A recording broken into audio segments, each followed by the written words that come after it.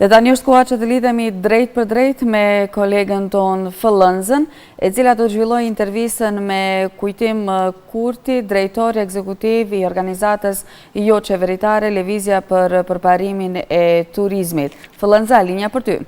Faleminderit Brikena. Pra të nderuar shikues, tani do të fillojmë bisedën me mysafirin e ftuar. Do të flasim me drejtorin ekzekutiv të organizatës jo qeveritare Lëvizja për përparimin e turizmit me Kujtim Kurtin. Përshëndetje dhe mirë se erdhën në programin e mëngjesit. Ju faleminderit që patët mundësi dhe që shfrytzuat rastin që na mundësoni prezantimin ton të programit dhe të rritërua tonë gjatë vitit 2011-2012. Kujtim, organizata juaj, organizata jo qeveritare është themeluar në fillim të vitit 2011, ndërkohë ju keni zhvilluar aktivitete të ndryshme për të promovuar turizmin në qytetin e Prizrenit. Po, ne kemi mundësuar këtë qytetarëve të Prizrenit, Kosovës në përgjithësi, që t'ju mundësojmë aty edhe ata ta dinë vlerën që ka Kosova në aspektin turistik. Ne si Lëvizje gjitha këto veprimtari deri më tani i kemi realizuar me qëllimin tonë vetanak të vetë financuar me qëllim që turistëve të ndryshëm dhe qytetarëve të Prizrenit t'ju tregojmë se ne kemi kapacitete për shfrytëzimin e resurseve turistike për 365 ditë të vitit. Prizreni daton nga një histori dhe kulturë e lashtë, mbi 6.000 vjeçare, që këtu janë zhvilluar dhe prezentuar kultura të ndryshme, ato evropiane, perandorin osmane, bizantine, kohën ilire, romake, dhe këto janë pjesë të rëndësishme që turistët të ndryshëm nga rajoni dhe bota të shërojnë të vizitojnë dhe ne mundohemi që t'ja prezentojmë atyre në mënyrë më efikase, më moderne dhe më profesionale. Kujtim, pra edhe këtë vit nuk kanë munguar turistët e shumët në qytetin e Prizrenit. Sa keni arritur ju që t'i orientoni ata që ta kemë më lehtë për të kaluar ditën, për të parë ato çfarë ata dëshirojnë? Po ne jemi zyra e parë në Kosovë, një turist informacion office, që kjo është në çdo qytet ndërkombëtar evropian, ku turistët e ndryshëm që vinë informohen mbi kulturën e qytetit, pastaj hotelet, udhëtimet e tyre ku ata dëshirojnë nga Prizreni apo nga qytetet e tjera të vendosen, pastaj muzejt, objekte kulturore historike, produktet vendore, mbrëmjet argëtuese kulturore historike, gjitha këto ne informojmë turistët nga ora 8 mëngjesit deri në ora 22 çdo ditë. Këto shërbime ne i bëjmë falas, edhe kjo shihet nga harta jonë që kemi prezantuar qytetin ton kulturor historik të Prizrenit me gjitha objektet në një format A4 ku e shpërndajmë gratis çdo vizitori që vjen në Prizren. Ato gjenden në zyrën ton ose ne dalim kur i presim turistët që vendosen në Prizren apo zbresin nga autobuset e tyre apo i presim në aeroportin e Prishtinës. Ndër këto aktivitete që kemi realizuar ne janë mbi 3.000 turistë që kemi informuar vitin 2011-2012, pastaj kemi informuar disa institute ndërkombëtare prestigjiose me renome ndërkombëtare si Institutin Asbach me rezidencë në Austri, pastaj Institutin Alba, Institutin ASPA, pastaj me ndërmjetësim të Ministrisë Punëve të Jashtme të Kosovës, kanë qenë organizata të ndryshme, politikanë, ndërkombëtar, instituti dhe Universiteti Harvard dhe ekonomist, shumë gazetarë të ndryshëm ndërkombëtar janë interesuar si ata mund ta prezantojnë Kosovën në aspektin turistik, politika ndëretnike që zhvillohen këtu. Interesimi shihet që është shumë i madh, po kontributi vetë qytetarëve të Kosovës dhe të Prizrenit është shumë i vogël që të arrihet një turizëm efikas me standarde evropiane. Qëllimi jonë që është kjo të arrihet dhe programi dhe plani jonë është përparimi dhe sensibilizimi i turizmit në qytetin e Prizrenit për 365 ditë të vitit. Po, cila do të ishte sipas jush mënyra më e shpejtë dhe më e drejtë që në këto aktivitete të kontribuojnë edhe qytetarët e Prizrenit, ashtu gjithë Kosovës? Po jo, secili qytetar mund të kontribuojë. Një është ruajtja e ambientit ku jetojnë, pastërtia e qytetit ka rëndësi, pastërtia e lumit të Prizrenit ka rëndësi, pastaj kultura atyre, shërbimi turistik nëpër hotele, ushqimi efikas, produktiv, pastaj rinia kosovare apo prizrenase, prezentimi i qytetit të tyre në faqe sociale, që ata të tregojnë shokëve të tyre që janë botën e jashtme, çfarë vlera ka qyteti i tyre, Prizreni apo Prishtina apo qytet tjetër, që ata sa më shumë ta vizitojnë. Në momentin që ata vizitojnë, duhet të dalin edhe të kënaqur, që të paktën ne ato që i premtojmë edhe t'i mbajmë, edhe që ata sa më shumë të vinë te ne. Kjo nuk është edhe arritur aq sa kemi pritur, domethënë ne si lëvizje kemi realizuar vetëm 30% të projektit ton, 70% ka mbetur në duart të qytetarëve, që ata ta realizojnë. Kjo është për të mirën e tyre, për të mirën e gjithë Kosovës dhe për të mirën e imazhit evropian të Kosovës. Viteve të fundit është punuar shumë edhe në përmirësimin e shërbimeve hoteliere. Sa është arritur kjo? Po, mund të them se është përmirësuar një pjesë shumë e vogël në atë sa kemi mundësi të arrijmë. Se për shembull hotelet e rajonit nga Malizia apo nga Maqedonia kanë një shërbim më efikas, më profesional. Ne nuk kemi arritur në atë fazë, mundësit i kemi, por nuk është punuar deri në atë fazë, kështu që shumë turistë kanë ardhur në Prizren dhe janë larguar nga Prizreni sepse s'kemi mujtur me ofru kushte optimale profesionale turistike. Çmimet e hoteleve te ne në Prizren janë për momentin 40 euro, 50 euro.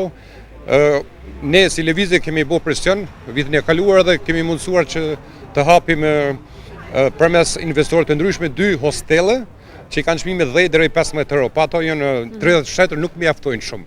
Prizreni ka anën tjetër edhe shumë objekte kulturore historike të trashëguara, shtëpi tradicionale që mundet me vendos në shfrytëzim të turistëve. Se turistët ndryshme që vinë nga bota jashtme, ata janë mësuar duke parë hotel apo shtëpi moderne, ata dëshirojnë të shohin diçka tradicionale, diçka të re që s'kan parë askund. Kështu që ata të joshim, të tërheqim. Mundësitë kemi, po jemi duke punuar si qytetar, si komunë apo si organizata ndërkombëtare që operojnë këtu dhe financojnë projekte të ndryshme kulturore historike. Deri më tani nuk është punuar në këtë drejtim. Shpresojmë që do të punohet para së gjithë as pesë qytetarëve, këto që i cekën më lart, që të arrijmë ata që dëshirojmë. Kjo është qëllimi primar i lëvizjes tonë. Po duhet jetë edhe secili qytetar të Kosovës. Ndryshe nuk mund ta avancojmë turizmin dhe imazhin evropian që mund ta kemi. Në përgjithësi gjatë vitit vizitohet qyteti i Prizrenit së bashku me rrethinën, mirë po që një fluks është më i madh gjatë sezonit të verës. Ndërsa lëvizja juaj ka kërkuar që qyteti i Prizrenit të shndrohet në një qytet turistik për 365 ditë.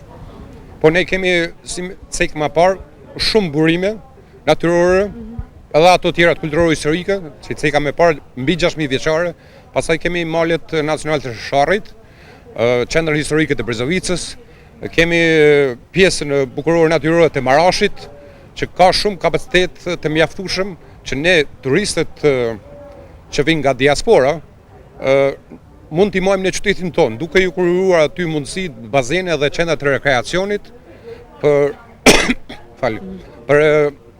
pastaj për rehabilitim, vrapim, çklizim, bjeshkatari, janë të gjitha mundësi që ata të vendosen edhe të rrinë në Prizren, jo të ikin nga Prizreni dhe të shkojnë në pjesë të ndryshme të Shqipërisë apo të Malizia apo të Maqedonisë. Qëllimi jonë është që kosovarët vetë të rrinë në Kosovë, që ata i kanë mundësi të pushojnë këtu, ta lejnë buxhetin e tyre këtu, që të përfitojnë të gjithë, edhe komunën edhe të tjerë.